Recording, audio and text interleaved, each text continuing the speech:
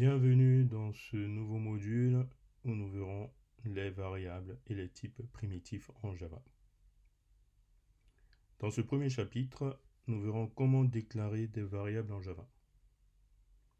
Alors nous allons commencer par un cas simple.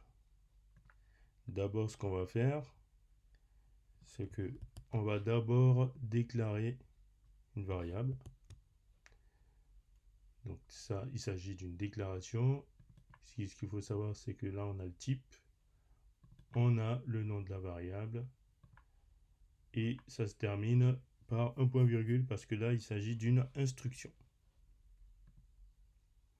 Alors, une fois qu'elle est déclarée, on peut l'initialiser. Donc, ici, si je décide de l'initialiser, donc vous allez voir que là, on a fait la déclaration. Ici, on fait l'initialisation de la variable. Mais ce qu'il faut savoir, c'est qu'on pouvait faire la déclaration et l'initialisation. Alors, c'est ce qu'on va faire. Voilà, vous allez voir. Donc, si on fait ça, là, vous voyez que là, il est surligné en rouge parce que là, il se dit que, on a déjà déclaré. Et quand on va supprimer, eh bien, le rouge va disparaître. Donc ici, on a déclaration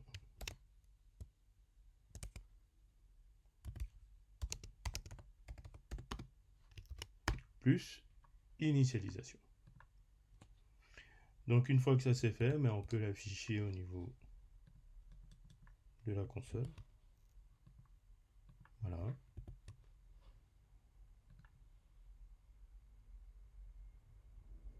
Donc vous voyez que là, on voit bien que la valeur qui sera affichée au niveau de la console, c'est 50. On peut changer cette valeur-là.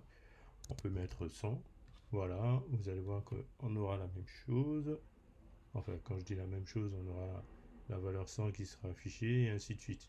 On pouvait même rajouter un petit texte. Voilà. En disant que voilà, la valeur de la variable est de, voilà, 2 points. Vous allez voir. Voilà. Donc, on a au niveau de la console, il y a la valeur qui est bien affichée. Donc, voilà pour ce premier chapitre où nous avons vu comment déclarer une variable en Java. Dans un prochain chapitre, nous verrons les chaînes de caractères.